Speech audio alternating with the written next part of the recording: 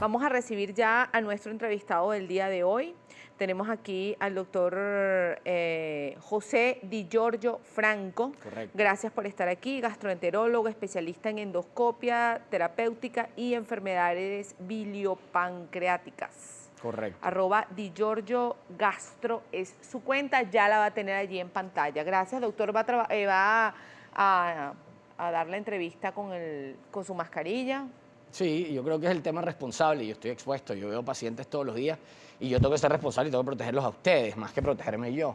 Yo pienso que el tema de llevar la mascarilla es un tema de responsabilidad con los demás, es de quererse no solo a uno, sino de querer a los demás y de querer a los demás sanos y de ser responsables con los demás. Yo creo que no es una cuestión de ser intenso, y me disculpas que me meta en una discusión que quizás No, no es discusión. con las personas, o un mensaje a los demás. Yo creo que es cuestión de entender que si, a pesar de llevar un mensaje con esa vehemencia y con esas ganas que mostraste antes, pues todavía hay personas que utilizan mal la mascarilla o que no la utilizan, que se paran en el medio de la calle a hablar con un amigo que se consiguieron y se bajan la mascarilla hasta aquí y se abrazan y tú dices, oye, hemos llevado este mensaje durante 4 meses y hemos arado en el mar. 4 meses. Y es definitivamente frustrante para algunas personas que llevamos el mensaje y que hacemos esto, ver cómo hay personas que todavía piensan que porque no se sienten mal, no están infectados. Y yo quiero que las personas sigan entendiendo que hay un periodo que dura entre 5 y 21 días en donde usted está infectado y puede infectar a los demás y puede no tener absolutamente ningún síntoma. Y más adelante en el programa vamos a hablar de algunos de los síntomas tempranos del COVID-19, que son los síntomas gastrointestinales, que fue una de las cosas que yo les pedí que queríamos hablar. Entonces, yo creo que hay que ser responsable con uno y hay que ser responsable con los demás. Y la forma de proteger a los demás es utilizando la mascarilla siempre que se pueda. Yo no le estoy diciendo a usted que la utilice dentro de su casa, porque sería tonto. Pero usted, siempre que esté en la calle, debe utilizar la mascarilla. Y si además usted está en un sitio en donde más o menos hay una aglomeración, usted debe utilizar lo que se llama un bloqueador facial, un protector facial, que era lo que estaba mostrando tú, un face shield, que se puede hacer con una lámina de acetato pegado a una gorra o pegado a un marco de unos lentes viejos o a lo que sea. Si usted usa lentes, use sus lentes. Hay formas artesanales de hacerlo. Nosotros los venezolanos siempre hemos resuelto ese tipo somos muy buenos resolviendo ese tipo de cosas, hemos entendido y hemos aprendido. Y luego el tema del lavado de manos. Usted puede tener un pequeño spray en su cartera o llevarlo con usted, un pequeño spray como este, en donde coloque solución de hipoclorito de sodio, que es muy barata, de cloro, es sumamente barata y mata al COVID de manera bastante eficiente. Entonces hay muchas, en internet hay muchas páginas en donde se explica cómo prepararlo y no es una cosa complicada. Entonces yo pienso que las medidas no son tan, digamos, tan difíciles de cumplir. Uso de la mascarilla, si está en un sitio con aglomeración, uso un protector facial para que le proteja la mucosa ocular, lavado de manos y distanciamiento social. Son 3 cosas muy básicas y es un mensaje que quería darle a todos porque Y lo importante, creo que aprovechando, doctor, lo importante que es no solo la mascarilla, sino también si usted va a utilizar la máscara protectora, además de esto, la mascarilla, además de la máscara. Siempre. La mascarilla es una cosa y el protector es otra cosa. La mascarilla es para que usted no expela, no bote, las gotículas se queden la mayor parte pegados en su tapaboca. También lo protege a usted cuando usted inspira, por supuesto, en menor medida, pero es básicamente para proteger a los demás. Y el protector o el face shield, que se llama, es para proteger sus ojos. Es para eso. Gracias, doctor, por ese llamado de atención a nuestra ciudadanía.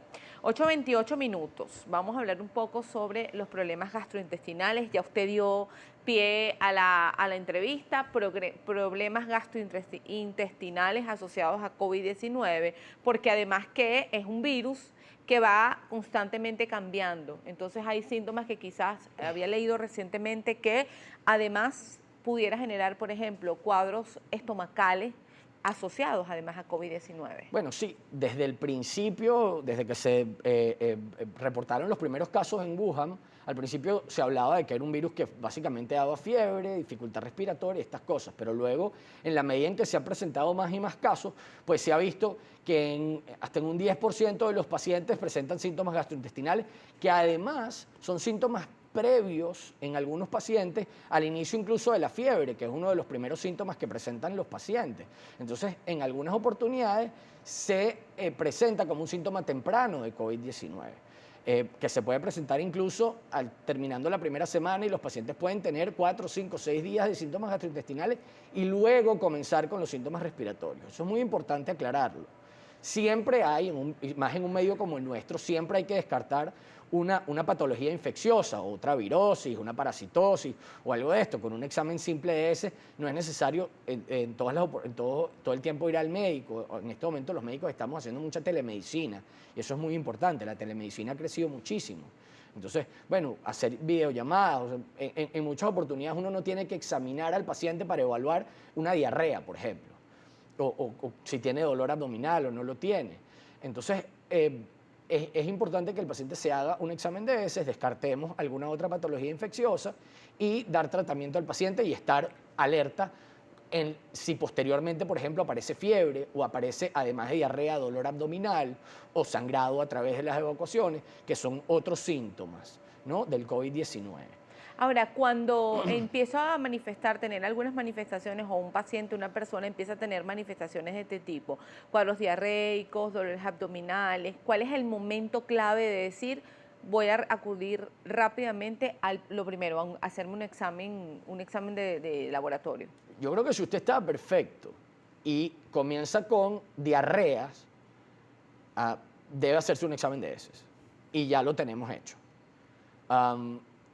Posteriormente pueden aparecer otros síntomas como náuseas y vómitos, hiporexia o falta de apetito, por ejemplo. Esos son unos síntomas que siguen a la diarrea. Y finalmente el tema del dolor abdominal. El dolor abdominal está asociado a cuadros graves de COVID. O sea, si usted tiene dolor abdominal es más probable que su cuadro de COVID sea grave. O digamos, más pacientes que tuvieron COVID grave tuvieron dolor abdominal. Esa es realmente, ¿no?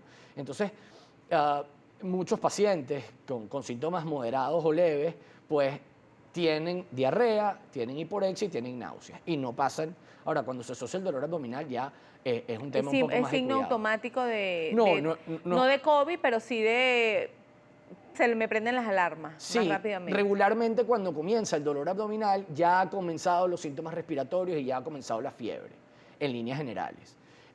Ahora, siempre hay que estar pendiente de este tipo de cosas, siempre. ¿Por qué? Porque estamos en una pandemia. Cuando una persona comienza con tos o tiene fiebre en el contexto en el que vivimos, pues evidentemente la primera enfermedad que hay que descartar es COVID-19. Uno tiene que asumir que el paciente tiene COVID hasta que se demuestre lo contrario. En este caso, hacemos un examen de heces y demostramos que no tiene COVID. Tiene una infección bacteriana o puede ser una infección viral de otro tipo. Lo dejamos correr. O en el caso de que tengamos cercanos a nosotros una persona que ha manifestado síntomas de COVID-19 o que ha sido diagnosticado con COVID-19, pues lo responsable sería ir al distrito sanitario, realizarnos una prueba para descartar el tema del COVID. Ahora, doctor, en estos tiempos en donde la incertidumbre va de nuestra mano, como quien dice, nos está acompañando propio de estas mismas situaciones. No es menos cierto que el estómago, yo le llamo el panel de control, ahí se alojan o ahí se reflejan las emociones. Correcto. El nivel de estrés, los niveles de preocupación también pueden influir un poco en nuestro tema del estómago cuando tenemos problemas, cuando sufrimos de gastritis o de cualquier otra patología.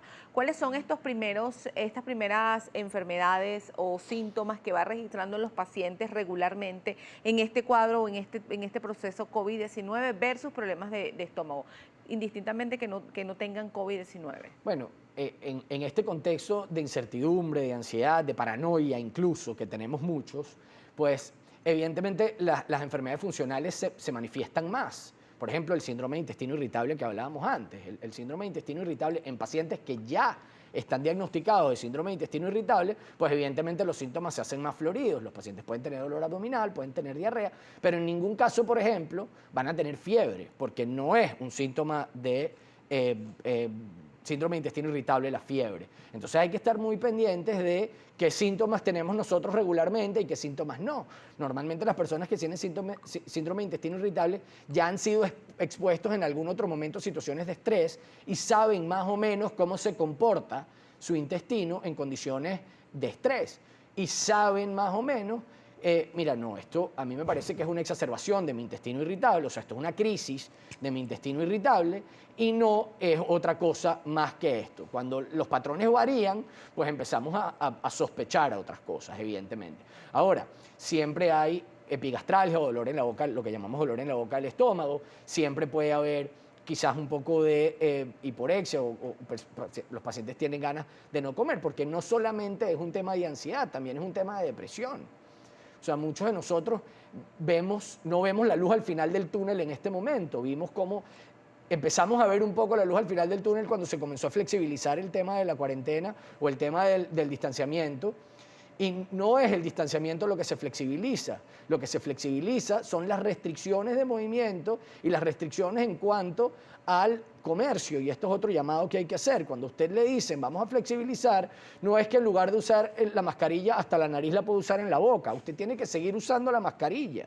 Y tiene que seguir usando el protector facial y tiene que seguir lavándose las manos. Tiene que seguir haciendo las cosas. Lo que no puede hacer usted es empezar esto como una fiesta, no pueden empezar las reuniones sociales, el distanciamiento tiene que mantenerse. Entonces, vimos cómo nos estaban flexibilizando un poco la actividad económica y la actividad social, entre comillas, y cuando vemos que nos están flexibilizando, entonces nos vuelven a recoger, nos vuelven a radicalizar. Pues bueno, déjenme decirle que esto fue lo mismo que pasó en Europa, en Italia pasó exactamente lo mismo y en España también sucedió. Esto es una cosa que se ha ido repitiendo, esto se llaman las oleadas y así van las pandemias históricamente. ¿Okay? Eso es epidemiología simple. Entonces las personas deben entender que cuando te flexibilizan, eso lo que sucede regularmente es que eso lleva a que haya un pico, si, digamos entre comillas, que pueda haber un pico controlado. ¿Okay? Lo que te decía, cuando no vemos la luz al final del túnel, entonces empiezan los episodios depresivos que también conllevan a tener mayor cantidad de síntomas gastrointestinales. ¿Okay? Eso es muy importante.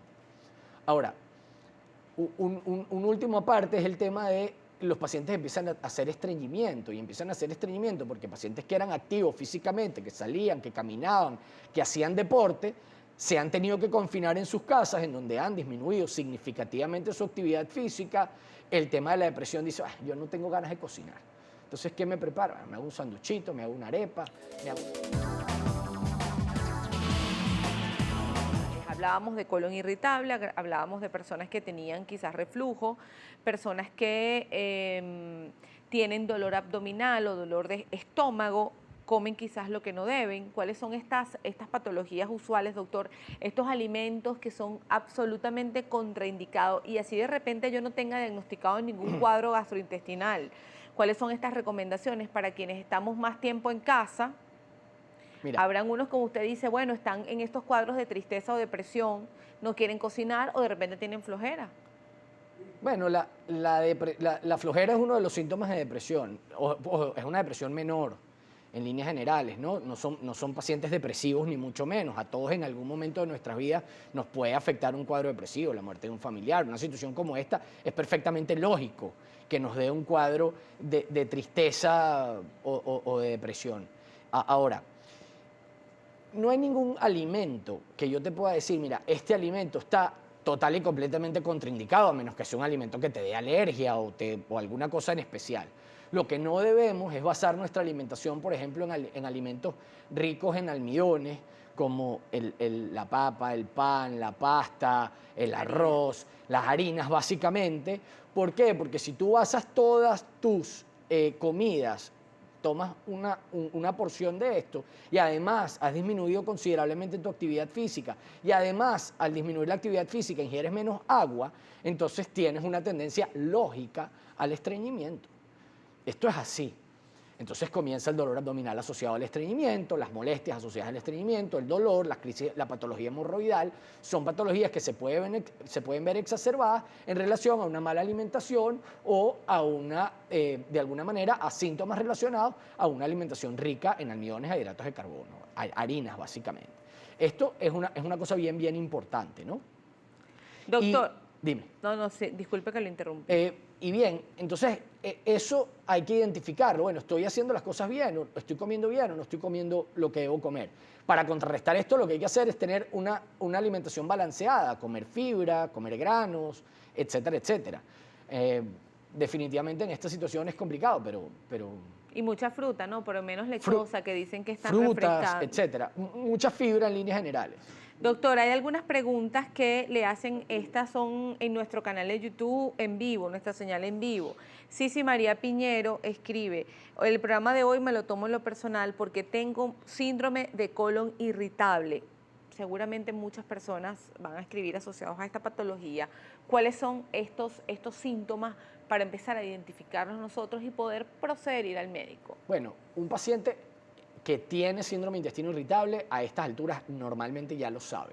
Okay. Ya ha sido diagnosticado como síndrome de intestino irritable porque son pacientes, eso es una enfermedad crónica, entonces, y funcional además. Entonces, normalmente lo que sucede es que los síntomas de intestino irritable, del síndrome de intestino irritable, se exacerban o se aumentan, se hacen más floridos que de costumbre. El paciente tiene más diarrea, si ya la tenía previamente, tiene más molestias, tiene más sensación de dolor o de distensión, o si es estreñido se empeora su estreñimiento y este tipo de cosas, ¿no? O sea, los síntomas que habitualmente tiene, pues lo que son ahora es más floridos en líneas generales, ¿no?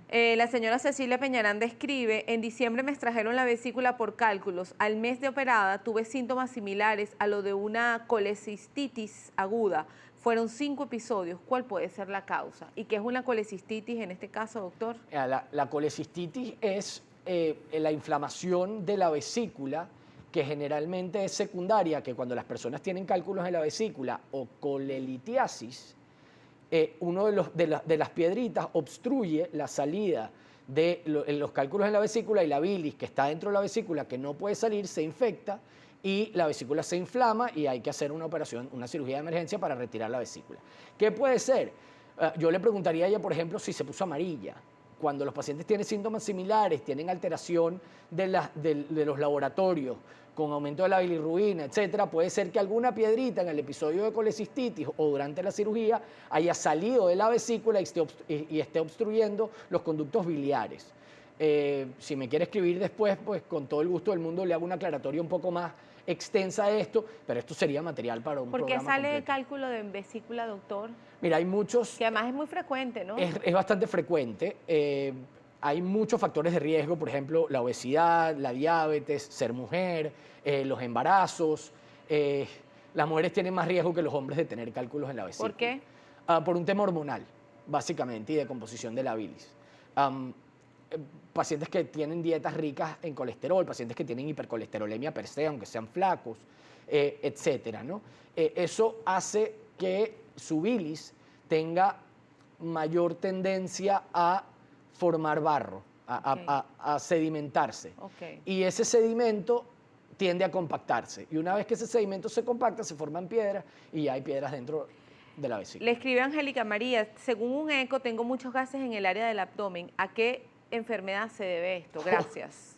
Eso es bien, bien complicado y habría que ver si es una disbiosis, un sobrecrecimiento bacteriano, síndrome de intestino irritable, si hay estreñimiento asociado, etcétera, etcétera. Básicamente un eco no es el mejor examen para ver el intestino y es muy difícil con una cosa tan inespecífica, con un síntoma o un signo tan inespecífico como es la presencia de gases en el intestino, hacer un diagnóstico. Le pregunto esto también porque he escuchado, hay muchas personas que están haciendo en casa su teletrabajo. Tienen mucho tiempo sentada, quizás, y lo decía la semana pasada una entrevistada que tuvimos, dice que a veces las horas a los pacientes, nutricionista por cierto, dice que a la hora de sus pacientes, la persona mientras está frente a la computadora, quizás le pasan las horas mucho más rápido que estar en su oficina, por ejemplo. Entonces hay personas que tienen ya en su área de trabajo el agua, la fruta, la merienda, para quizás no pararse tanto, ¿no? Uno como que tiene que adaptar el área de trabajo cuando estás trabajando desde casa, pero quizás lo contraproducente, y usted lo puede responder, hay personas que tienen como el área abdominal un poco más pronunciada. Yo no sé si decir, bueno, tienen un poquito más de barriguita, si es que se le puede decir así, ¿no? Pero ¿estará asociado a algún problema intestinal, doctor? Normalmente no. ¿Qué es lo que sí sucede? Yo creo que sí es verdad, hay que adaptar el área de trabajo a nuestra realidad, pero lo que también hay que hacer es que hay que hacer pausas. Hay que hacer pausas, hay que movilizarse, hay que levantarse. Si usted está todo el tiempo sentado y no se moviliza, pues vienen todos estos problemas asociados a los síntomas intestinales. O sea, los síntomas intestinales asociados a la no movilización. Nosotros tenemos que levantarnos, tenemos que caminar, tenemos que buscar tener algún tipo de actividad física en nuestra casa, y hay que hacer pausas. Lo lógico es hacer, una de las recomendaciones para no caer en esta depresión o en este desespero, es hacer rutinas y decir, yo me voy a levantar y voy a empezar a trabajar a las 8, voy a parar a las 12, voy a volver a sentarme a la 1:30 o a la 1, voy a tomarme una hora para almorzar, hacer alguna otra cosa, dispersar, o sea, esparcirme. Aunque esté dentro de casa. Aunque esté trabajando en casa, y después luego seguir trabajando en la tarde. Esta es una de las formas de combatir esto, porque yo varío mis rutinas como si estuviera en el trabajo. Escribe Javier Lucho, tengo diagnóstico de colelitiasis. Mi pregunta es, ¿la cirugía garantiza la desaparición de los trastornos dispépsicos propios de esta patología? Hay una cosa que se llama el síndrome post-colecistectomía, que es el paciente que se opera, se le quita la vesícula porque los síntomas que tiene se le atribuyen a la vesícula y no se resuelven los síntomas por completo. O sea, decir que la cirugía... ¿Por qué pasa, doctor? ¿Por qué no se resuelven del todo? Porque a lo mejor el problema estaba en otra parte y el diagnóstico de colelitiasis se hizo de manera incidental. Entonces, eso es un porcentaje, digamos, no muy alto de pacientes, pero tampoco es muy pequeño. Decir que la colecistectomía le va a garantizar que se le eliminen los síntomas no debe ser. Ahora, es muy probable que se eliminen los síntomas, sí. Y lo que sí le va a garantizar a ese paciente es que luego no va a ser una pancreatitis por cálculos, porque se le salió un cálculo de la vesícula y le tapó el conducto de la bilis, o sea, por donde drena la bilis, que es el colédoco, y el conducto pancreático principal hizo una pancreatitis, o no va a tener una colangitis porque se le salió también una piedra y se le obstruyeron los conductos biliares. Entonces, hay unas cosas que sí se garantiza, hay unas enfermedades o unas patologías que sí se garantiza que no va a tener después de extirparse la vesícula. Sin embargo, decirle que todos los síntomas que tiene 100% seguro van a desaparecer, yo no creo que sería lo más responsable.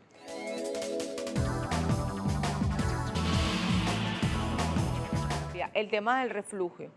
El tema del reflujo, ya preguntaban en el tema de los niños, si es frecuente, y en el tema de los adultos también. ¿Cómo identificar además? Mira, el tema del reflujo en los niños es relativamente frecuente. Yo no soy gastropediatra, no tengo las cifras exactas, pero es una patología relativamente frecuente entre niños. A veces está relacionado con el tema de las dietas, etcétera, las posiciones, y regularmente es algo que se va resolviendo con el tiempo. A medida que el niño crece, el esófago se hace más largo, el esfínter esofágico inferior se hace más competente, o sea, va agarrando más cuerpo, y eso se va resolviendo en muchos de los casos, ¿no? Ahora, si es un niño que tiene reflujo persistente, que no tiene un buen crecimiento, yo creo que es importante que vayan al pediatra o a un gastropediatra en su caso, ¿no?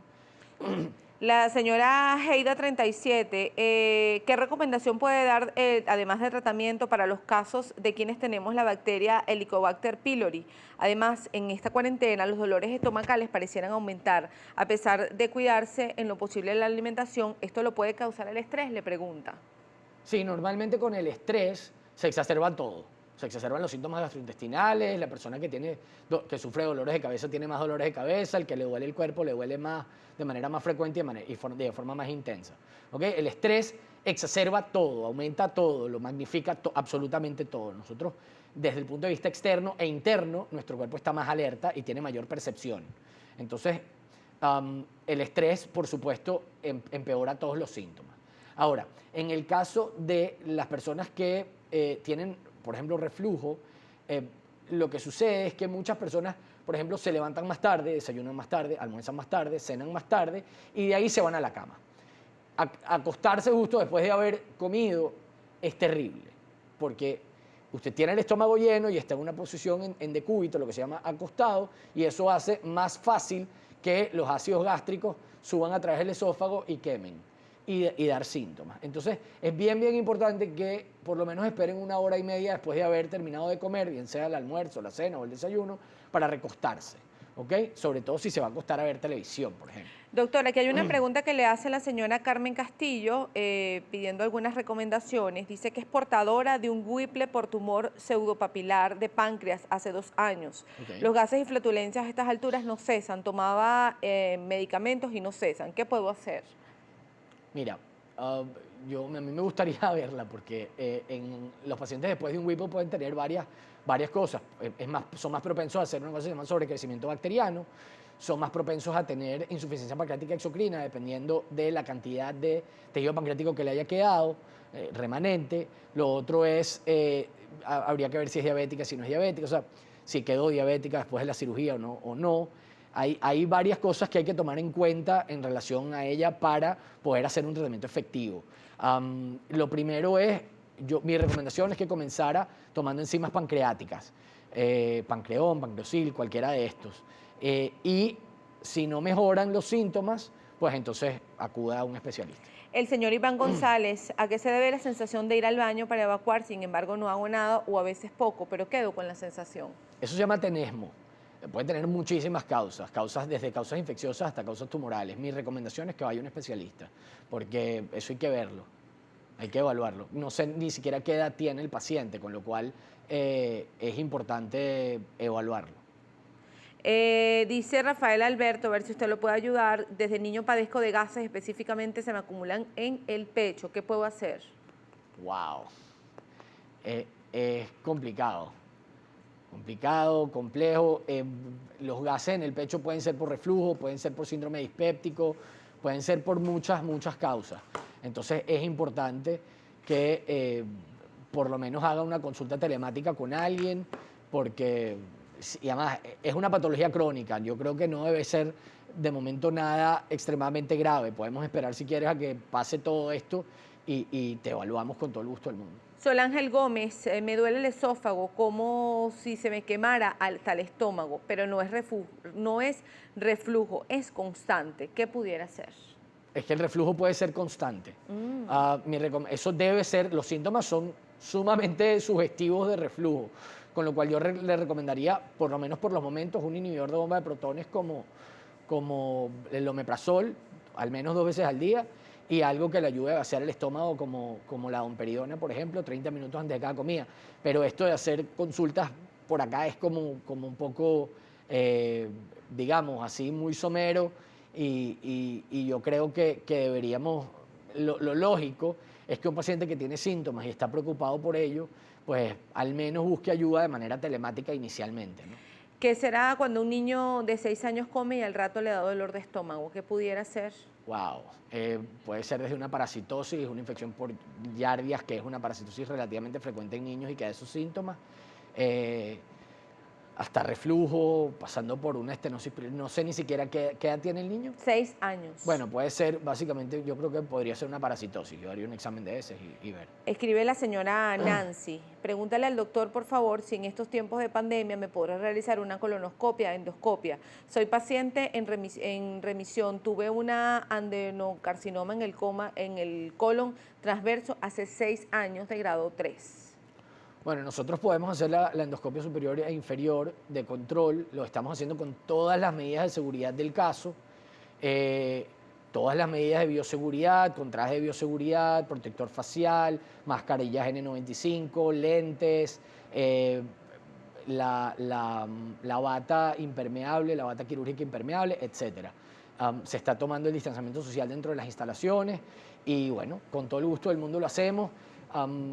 Vamos a ver cómo evoluciona el tema de la pandemia en los próximos días, pero en principio hasta esta semana estuvimos haciendo sobre todo casos importantes como seguimientos de patologías tumorales, pacientes con sospecha de patologías tumorales, ese tipo de cosas, porque esos son pacientes que no pueden esperar. Doctor, ¿cuáles son las patologías más comunes en el venezolano? Definitivamente en un ambiente como el nuestro, en un país en vías de desarrollo, lo más frecuente es la patología infecciosa. Luego el síndrome, el intestino irritable es sumamente frecuente, La enfermedad por reflujo es sumamente frecuente, el dolor abdominal en específico es muy frecuente. O sea, esos son los motivos de consulta más frecuentes en líneas generales, la diarrea, etcétera, ¿no? Hay innumerables. Y además lo de la bacteria, ¿no? Por el uso, la comida, cuando uno come quizás ensaladas en la calle, que no lavan bien los vegetales. Sí, la patología infecciosa en líneas generales es sumamente frecuente. Hoy en día también es verdad que el tema de los deliveries hace que la comida que te llega a tu casa tú no la ves, no sabes en qué condiciones se prepara, en qué condiciones se está preparando, no sabes si es patología, si es comida que estaba previamente preparada y te la están trayendo de alguna manera. O sea, es difícil y hemos visto algunos pacientes intoxicados con comidas por delivery porque uno no sabe cuál es la metodología que se está siguiendo. No, y además que no solamente el delivery, sino también el hecho de ir a un sitio, a un negocio, quizás que no cumplan las medidas de limpieza, de higiene antes y durante COVID, porque eso es un tema de Nosotros higiene. cuando los restaurantes o los sitios donde uno comía estaban abiertos, comida pues chatarra que llaman, ¿no, doctor? Bueno, chatarra o no chatarra, porque hay sitios de comida saludable que también son que uno va y come, ¿no? O sea, hablo de restaurantes, de sitios de comida no rápida, pero de comer. Entonces, hay cierta rotación y uno ve la rotación, más o menos. Y uno ve el aspecto de la comida cuando te traen el plato, pero cuando te lo traen a tu casa, tú lo recoges y te lo llevas a tu casa y lo abres, bueno, hay personas que ya y se lo comen así como viene y entonces pueden tener problemas. ¿Qué significa que una persona sangre cuando va al baño?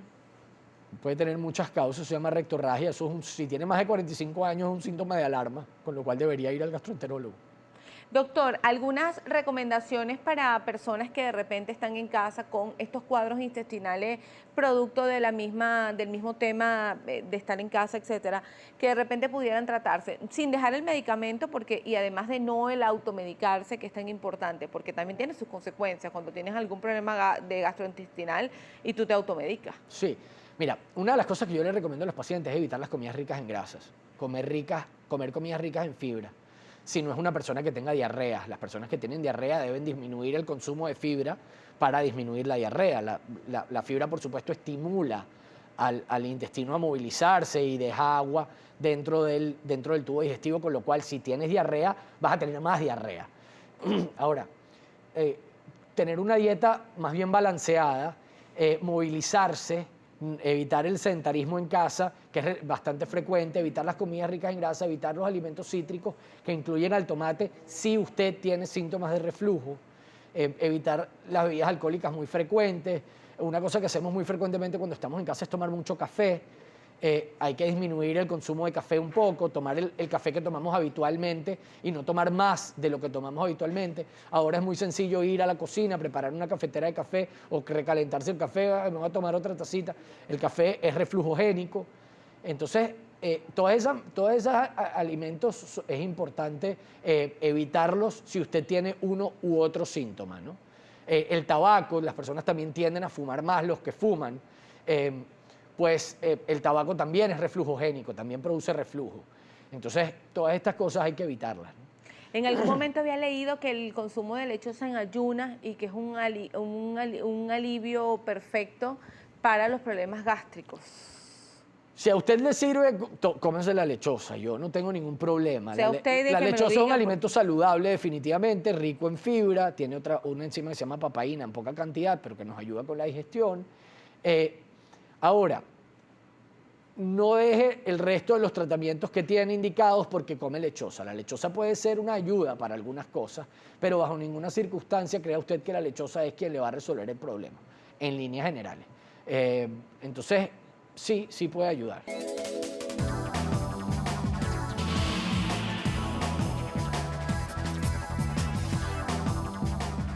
Seguimos con más. Aquí estamos con el doctor José Di Giorgio Franco, @DiGiorgioGastro es su cuenta, gastroenterólogo, especialista en endoscopia, enfermedades biliopancreáticas. Hay un examen que muy recurrente, que no sé si se toma muy deportivamente, no lo creo, pero muy recurrente es hacerse una endoscopia. ¿En qué momento el paciente o el doctor o el médico decide aplicar la endoscopia? Porque por acá preguntan, ¿cada cuánto tiempo me debo hacer una endoscopia? Te voy a responder primero la pregunta que teníamos Anterior, la disculpe. anterior. Ese paciente puede tener COVID-19 porque tiene síntomas. El paciente El paciente, yo no sé qué edad tiene el niño. Es un niño, es un niño. El niño, yo creo que lo lógico sería, si ya el examen de heces es normal y se ha descartado una patología infecciosa, el niño, a pesar de haber superado el cuadro diarreico y abdominal, sigue con astenia y con hiporexia, que son síntomas de esto, yo creo que lo lógico es que ese niño se le practique vaya al distrito sanitario y se le practiquen unas pruebas para descartar COVID-19 y su mamá y esto. Ahora, podría no serlo también, pero como hablábamos al principio, en el contexto de una pandemia como esta, lo lógico es descartar una enfermedad como esta. Eso es el deber ser. De hecho, nosotros en Noticias Globovisión presentamos constantemente los hospitales disponibles para que usted pueda acudir en caso de tener algún síntoma, si es que así lo considera. Entonces hay que estar atento, revisar las cuentas oficiales en donde la persona puede acudir a hacerse este examen de forma oportuna y rápida. Ahora voy con la otra respuesta.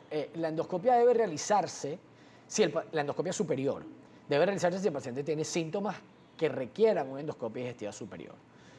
¿Cuáles son esos síntomas? Bueno, enfermedad por reflujo refractaria a tratamiento, o sea que a pesar de tratamiento el paciente o no mejora o recurre al retirar el tratamiento. Pacientes que tengan lo que se llama síndrome dispéptico, pacientes que tienen sensación de mala digestión y que a pesar del tratamiento mejora parcialmente y tampoco se resuelve. Pacientes que tengan una alta sospecha de Helicobacter pylori en ausencia de la posibilidad de hacer pruebas no invasivas para descartar el Helicobacter pylori. Y bueno, síntomas de alarma, pacientes que hayan vomitado sangre, pacientes con vómitos recurrentes, etc. Si el paciente tiene algún síntoma que amerite o que justifique realizar una endoscopia superior, el paciente debe realizarse. De otra manera, realizar endoscopias digestivas superiores en pacientes que no tienen historia familiar de cáncer gástrico no es necesario. Si a un paciente se le ha realizado una endoscopia ya y se ha diagnosticado, por ejemplo, de Helicobacter y de gastritis, es un paciente que si se trata y no vuelve a tener síntomas, no ha de realizarse otra endoscopia a menos que vuelva a tener síntomas. Hablando de la superior. Ahora, de la inferior, todo paciente con síntomas de alarma, que son pérdida de peso, dolor abdominal recurrente, cambio en el ritmo intestinal, sangrado rectal, tenesmo, que era lo que hablábamos antes, sensación de que evacúo, pero quedo con ganas, descartando causas infecciosas, ese paciente, independientemente de su edad, debe realizar una colonoscopia. Anemia, o sea, cansancio además por anemia. Ese paciente debe realizarse una endoscopia digestiva inferior. Cualquier paciente mayor de 45 años que nunca se haya realizado una colonoscopia debe realizarse una colonoscopia como despistaje de cáncer colorectal. Así como las mujeres hacen la mamografía y la citología, debe realizarse una colonoscopia y como el hombre se hace el antígeno prostático y el examen de la próstata, debe realizarse una colonoscopia. Escribe Maureen, tengo 2 meses con mucho malestar estomacal. Hace una semana me diagnosticaron diverticulitis intestinal. Tengo todo este tiempo comiendo sano y no me provoca la comida sólida. Aún así no mejoro. ¿Qué puede ser esto? ¿Puede ser estrés? Le pregunta. Bueno, si tiene diverticulitis, yo entiendo que debe haber diverticulitis intestinal. Deben haberle indicado una dieta, un tratamiento con antibiótico-terapia, etcétera, etcétera. Si eso es así, pues habría que buscar otra causa o habría que ir al médico otra vez a ver si es que el cuadro de diverticulitis no ha remitido por completo y debe recibir otra tanda de antibióticos. O sea, hay que evaluar que el tratamiento haya sido realmente efectivo, eso es lo primero. Una cosa es comer sano y otra cosa es hacer una dieta para pacientes con enfermedad diverticular sintomática. Es diferente, porque por ejemplo, no debe comer parchita, que tiene muchas semillas, guayaba, que tiene muchas semillas, fruto seco, etc. Esas cosas no deben comerse cuando se tiene enfermedad diverticular y mucho menos cuando se tiene diverticulitis. Hay otra pregunta por acá que le envía... Ya va, perdón que se me perdió la pregunta. Hablan de distensión abdominal. ¿A qué se debe? Eso muchas veces está relacionado con la dieta, otras veces está relacionado a cómo se come. Los pacientes que hablan mucho cuando comen hacen mucha aerofagia, tragan mucho aire. Eso es importante evaluarlo, que usted no esté tragando aire cuando come. También, bueno, pacientes que tienen una cosa que se llama disbiosis, que es un problema en la flora bacteriana, o enterobiosis, que también se llama. También pacientes que tienen sobrecrecimientos bacterianos. Hay múltiples causas, pacientes que tienen intolerancias a determinados alimentos o intolerancia a la lactosa, intolerancia a la fructosa, pacientes que tienen alergias alimentarias. ¿Hay algunas recomendaciones que usted puede dar, doctor, para los temas gástricos o gastrointestinales de personas que de repente están comiendo viendo televisión, frente a la computadora, de repente hablando por teléfono, revisando quizás el celular, están comiendo y de repente tienen algún tipo de discusión en el momento del alimento? Mira, ¿Puede ser contraproducente? Mi recomendación siempre es que el comer o el proceso de comer debe ser un proceso consciente. Usted debe estar consciente de la porción que corta, debe estar consciente de la porción que se lleva a la boca, de masticar esa porción, de deglutirla en el momento adecuado, cuando esté suficientemente triturada, y de hacer el siguiente paso y de repetir el circuito de manera consciente. El comer no debe ser, de ahí para adelante, es un proceso totalmente inconsciente y autonómico. Ahora, usted debe ser consciente de lo que usted puede controlar y así mejorar su hábito alimenticio. O sea, la forma en que come. Y eso le va a ahorrar muchos inconvenientes. Y además el exceso de condimentos, ¿no? También, doctor, en la comida. A veces este tipo de... Bueno, sí, los alimentos muy condimentados, muy ricos en sal. La sal es algo que no es del todo, o con mucho azúcar. Los picantes en algunas oportunidades dan problemas gastrointestinales, son irritantes, ese tipo de cosas. La gente que de repente se alimenta, doctor, y siente en 3 bocados una sensación de llenura absoluta. Gente que come y que al momento de comer empieza con una tos incontrolable. ¿Por qué pasa esto? Bueno, algunos pacientes tienen problemas para deglutir, tienen problemas en la mecánica de la deglución. Eso hay que hacer un estudio, que es un estudio de deglución, porque a veces esos pacientes que tosen son pacientes que se les va la comida muy frecuentemente por lo que llamamos el camino viejo, ¿no? Y a veces es porque la epiglotis no hace un buen cierre de la tráquea en el momento que nosotros tragamos por algún problema, porque el paciente puede tener algún problema o anatómico o neurológico que hace que no se mueva adecuadamente y que el proceso de oclusión de la tráquea no sea eficiente. ¿Okay? Eso es más frecuente o empieza normalmente con los líquidos y luego va progresando hacia los sólidos, cuando es un proceso de mal cierre de la epiglotis. Ahora, los pacientes que comen muy rápido y se sienten atragantados son pacientes que regularmente no mastican bien. Por eso te hablaba de que el proceso de comer ha de ser un proceso consciente. Nosotros siempre debemos estar, valga la redundancia, conscientes de lo que tragamos y de cómo lo tragamos, y a veces de qué tipo de alimentos nos dan problemas y qué tipo de alimentos no. El paciente que come y se llena muy rápido es un paciente que podría ser desde el punto de vista gástrico, pero a lo mejor desde el punto de vista esofágico, porque el esófago no vacía adecuadamente. Entonces, todas esas cosas hay que estudiarlas, ¿no? Yo creo que si un paciente tiene un trastorno deglutorio, tiene lo que llamamos disfagia o llenura precoz, pues es un paciente que debe acudir al especialista. También se dice a veces que hay una cantidad de veces que uno debería masticar los alimentos. ¿Esto es cierto? ¿Esto es un mito, una realidad? Uno debe masticar suficiente para que el tragar sea un proceso sencillo. Llega un momento en que uno ha masticado tanto la comida que se hace un bolo medio asqueroso en la boca. Entonces, no es que voy a masticar 30 o 40 veces, es que voy a masticar lo suficiente para que esté bien triturado lo que me como y lo pueda tragar sin dificultad. Para que nos aclare nuevamente, doctor, que me preguntan por aquí la sensación de llenura. Esa persona no necesariamente come rápido, come en 3 bocados y se llena. Bueno, eso se llama sensación de plenitud precoz o sensación de llenura precoz. Habrá que ver si eso repercute en el peso del paciente, por ejemplo. Eso podría ser por una infección por Helicobacter pylori, porque tiene una gastritis. Eso es parte de todo lo que llamamos nosotros el síndrome dispéptico. ¿Okay? Eso habría que evaluarlo y ver y estudiar probablemente la causa. Ese paciente es probable que necesite una endoscopia. Bueno, doctor, ya tenemos que despedirse, nos acaba el tiempo. Palabras finales. recomendaciones finales en términos generales para toda nuestra audiencia. Mira, yo creo que las recomendaciones son seguir las recomendaciones que dimos al principio. Vamos, el COVID lo derrotamos entre todos o lo controlamos entre todos. Uso de la mascarilla, el buen uso de la mascarilla. Si estás en un sitio con mucha gente, pues el uso del protector facial, el uso de una mascarilla evidentemente adecuada, ¿ok? El uso del agua con hipoclorito de sodio o solución alcohólica mayor de 70%. El tema de si vas a utilizar lavarte las manos, usted me pedías que aclarara el tema del agua del aire acondicionado. Usted puede utilizar el agua del aire acondicionado para lavarse las manos con agua y jabón. Usted no va a consumir, esa no es agua apta para el consumo ni por los humanos ni por los animales.